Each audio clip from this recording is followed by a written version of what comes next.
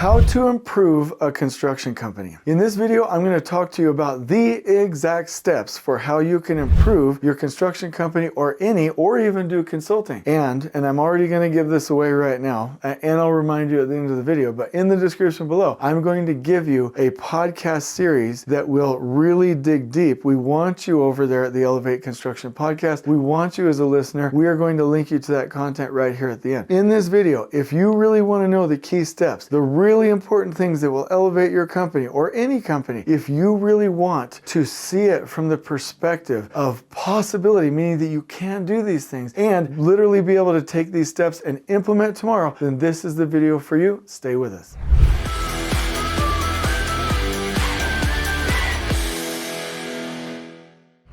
All right, so let me tell you that we're going to use the book Traction again because I love this system. By the way, read and researched a whole lot of different systems when it comes to improving businesses. I really like the Entrepreneurial Operating System, EOS, in the book Traction by Gino Wickman because it pulls Jim Collins in, it pulls Patrick Lencioni in, it pulls Peter Drucker. It pulls all of these really wise business persons into a comprehensible system. Now, I'm not just going, if you're like, I'm going to sign off the video, I'm not doing the liking and subscribing, which I really would like you to do. I'll just go read the book. No.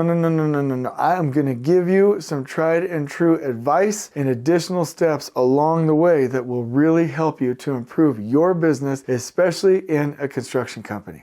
So let's start with this right away. Let's start with first things first. Let's get the right people on the bus. Jim Collins says that you need to first get the right people on the bus, then decide where to drive that bus. Right people in right seats. So you're going to build your leadership team. Let me get specific right now. You want the right people. You need a visionary, the entrepreneurial one that really visions where the company can go, and you will want the integrator, the person who's most likely going to be the president or the COO, the person directing the operations that can really get things done, that it's just stable and disciplined and steady and keeps the organization driving. You'll need a visionary and an integrator. Every time that I visit a company and see that they're not doing well from a business standpoint, something here is missing. Then you'll want to make sure, obviously, that you have sales and marketing, you have your finance and risk, you have your operations, you have key directors or vice presidents, whatever you want to call them, in those seats, and that you have the right people in those seats. Step number one, build that team. Even if you're a small company, it will make all the difference.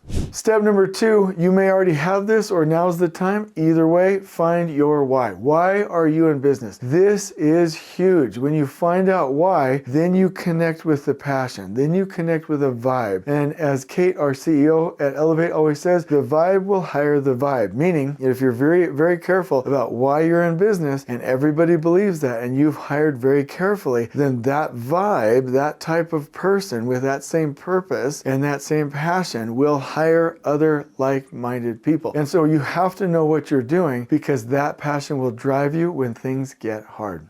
Number three, stay connected. This is huge. Do not sign off the video. This is great. I am open to all of it. I'm open to, you believe that this connectedness comes from revelation by God. It's connected to the universe. It's somehow a part of the collective intelligence of human beings, or you're an Eckhart Tolle fan and you really believe that you're stopping the listening to your ego and that you're going to start listening to your true present self, your consciousness, which is the essence of who you are, or sudden strokes of ideas, brilliance, whatever you want to call it, you've got to stay connected. Let me tell you this, I've seen a pattern over and over. When people get into their egos, when people start overthinking things, when people start to panic, they take the business down. We have got to stay with enlightened thoughts, enlightened ideas, and enlightened directions. I don't care where you get your ideas, your revelation, or your intuition. I don't care where it comes from, but stay connected. And so I highly recommend that whether it's prayer or thinking time or 30 seconds or 5 minutes of silence, as a leadership team, stay connected, observe, and let your construction company, the projects, and your environment speak to you. And when you tap in and quiet yourself, you will see things that you need to see that will help you to run your business. Number four, create clarity. This is amazing. Your company is not here to just build construction projects. You can't just hire people, send them out there and go build and hope for the best. That's not how life works. You need a clear vision. What is your purpose? What is your mission? What are your core values? So that the right people can align and you can run your jobs in accordance to that vision. Number 5, hold the line. Here's what I mean by that. Your core values are the things that you must keep core. They're not aspirational values, they're core. Meaning you hire according to these core values, you fire, which I wish there was a better word for that. Invite someone to work elsewhere according to those core values, promote according to those core values, coach around those core values. You have to hold the line. Your business exists, oh my gosh, that's so good, in as much as you are able to articulate a vision, know who you are and what will and will not be tolerated. That is how you gain traction, is to be very, very clear. And everyone, and I don't care whether you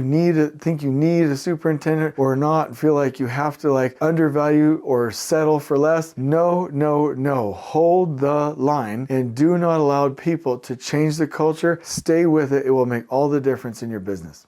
Number 6, and I love this, after your C-suite or your leaders, and what I really mean is like your sales and marketing, your finance and risk, and your operations directors at that leadership team or executive level, you really need to make sure that you have the right people in key positions, right? I've seen companies where there's one director of operations and all project managers report to that person. It works for them. I've seen other companies where there's multiple project managers or operations managers, and they have to have some project executives or project directors that loop in that group. I've seen companies that organize everything by market silo, and you have silo leaders. Like there's a number of different ways to organize your company, but you have to have the right roles to expand your influence. So here's you and here's a circle, right? Maybe your business partner has another circle. Maybe your other business partner or another person on the leadership team has another circle. So your total influence amounts to this much. This is a problem when your business needs this much coverage according to your influence. So you're going to have to organize other positions to fill that need and scale your ability to monitor and steer that company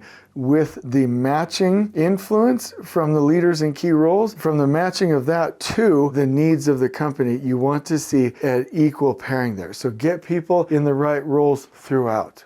Number 7, set up your meeting system. Once you have everybody in the right roles, you have to have meetings at the executive level, throughout operations, and then on project sites. The book Traction will coach you on how to do this. They're called level 10 meetings because on a scale of 1 to 10, you want them to be a 10. But the key is set up a meeting structure, oh, this is so good, where feedback from the field can quickly make it to leaders and direction from leaders can quickly make it to the field, and you have a nice feedback loop. This is key. Once you have all of this structure in place, start doing quarterly planning and establishing, you can change the duration here, but like for me, 90-day rocks, which are major goals, and then everyone, every department, every group in a meeting aligns their focuses, their individual rocks, their individual goals for the next 90 days in alignment with the company vision. And oh my gosh, you are going to scale well when that happens. And here's where it gets good. So good that again, I would just really like to ask you to like this video or comment and share your thoughts with me. But this is the point where now you have the right groups with the right coverage, in the right influence, in the right meetings, discussing the right things according to your strategic plan for the next 90 days. And everyone is aligned with it. And so what you do is you start to use your metrics and identify problems so you can use the traction system of IDS. Identify, discuss, solve. Identify, discuss, solve. And then you're going to start to move forward in remarkable ways. Then you can have constant and never-ending improvement of your sales and marketing. You can have constant and never-ending improvement of your finances and your risk evaluation within your company. Then you can have constant and never-ending innovation when it comes to your product. Then you can really start to stabilize how you do business, structure your systems and your processes, remove the non-value add parts of them,